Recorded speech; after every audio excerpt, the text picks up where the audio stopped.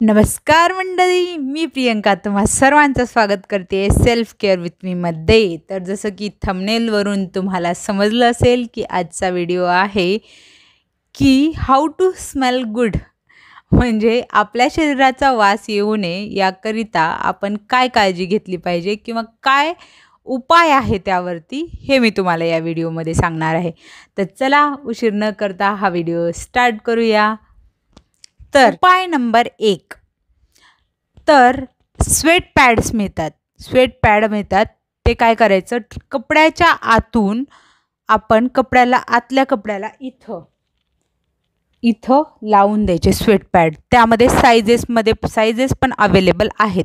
ते तुम्हाला ॲमेझॉनवरती मिळतील किंवा कुठल्या जर स्टोअरमध्ये गेलात जिथे ब्युटी प्रोडक्ट मिळतात तिथं पण तुम्हाला मिळून जातील.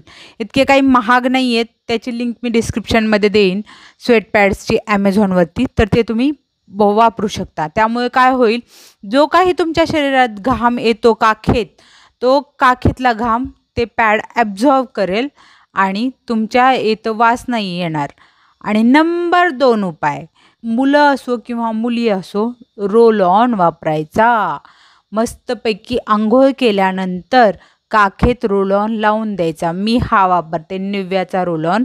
हा किंवा कुठलाही रोल ऑन जर तुम्ही वापरलात, त्यामुळे काय होईल, तुमच्या काखेत घाम नाही येणार आणि जरी आला तरी त्याचा वास नाही येणार. तुम्ही पहिला लावलात, त्याच्यानंतर निव्याचा रोल ऑन लावलात, त्याच्यानंतर तुम्हाला म्हणजे काखेत वास नाही येणार.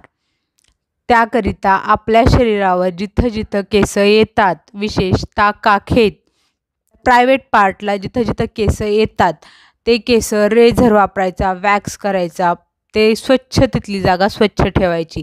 त्यामुळे उन्हाळ्यात तुम्हाला घामाचा त्रास नाही होणार. नंबर 3, तर आणखी कुठल्या ठिकाणी आपल्याला घाम येतो, तर स्काल्पवरती.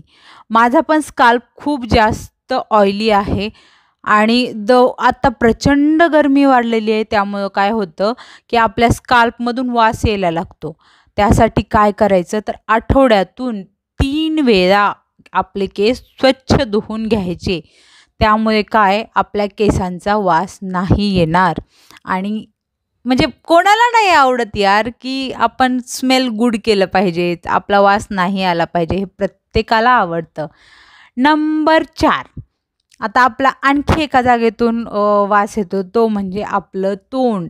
तर आपल्या तोंडाची काळजी कशी घ्यायची, आपल्या तोंडाचा ज्याकरिता वास नाही आला पाहिजे, तर मी एक सुंदर असा उपाय तुम्हाला सांगते. सकाळी उठल्यानंतर काय करायचं, तिळाचं तेल घ्यायचं, तोंडात तिळाचं तेल फिरवून घ्यायचं. त्यामुळं कसं होईल, आणि ते फिरवून घ्यायचं आणि ते तेल थुंकून टाकायचं.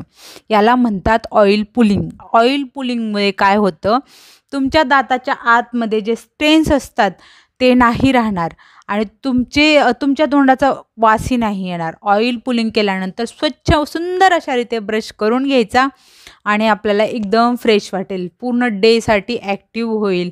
खरंच तुम्ही करून बघा, नक्की इफेक्ट जाणवेल तुम्हाला. ऑइल पुलिंगचा जर व्हिडिओ पाहिजे असेल तर मी डिस्क्रिप्शनमध्ये लिंक देईन. मी एक व्हिडिओ बनवलेला आहे ऑइल पुलिंगवरती, तर तो उपाय तुम्ही करू शकता.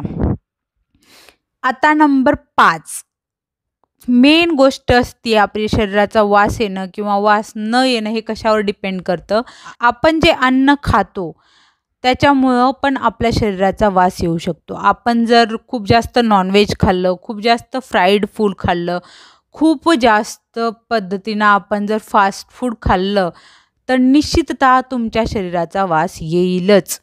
त्याकरिता उन्हाळ्यात शक्यतो आपण हायड्रेट राहायचा प्रयत्न, शरीराला जितकं हवं तितकं पाणी प्यायचं, काकडी खायची. जे पदार्थ आपल्या शरीराला थंडावा देतात, सब्जाचं पाणी, चिया सीडचं पाणी, ह्या सगळ्या गोष्टी शरीराला थंडावा देतात. तर त्याकरता त्याचा आहारात समावेश नक्कीच करा.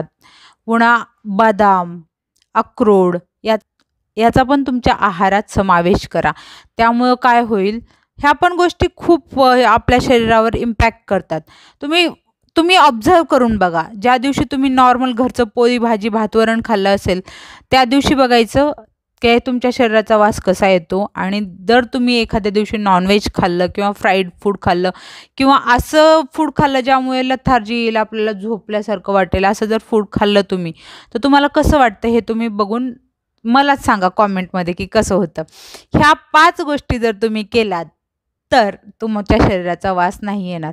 आणि एक विशेष टिप, एक चांगलं परफ्यूम तुम्ही बाय करू शकता आणि ते परफ्यूम स्प्रे करायचं. याने आपल्याला वाटेल की आपण स्मेल छान करतोय. कोणाला नाही आवडत यार, सगळ्यालाच आवडतं छान स्मेल करायला, छान दिसायला, छान खायला, छान राहायला. तर असंच मला सपोर्ट करा गाईज. स्वस्त राहा, मस्त राहा आणि विशेष म्हणजे आनंदी राहा. Thank you so much. Bye bye.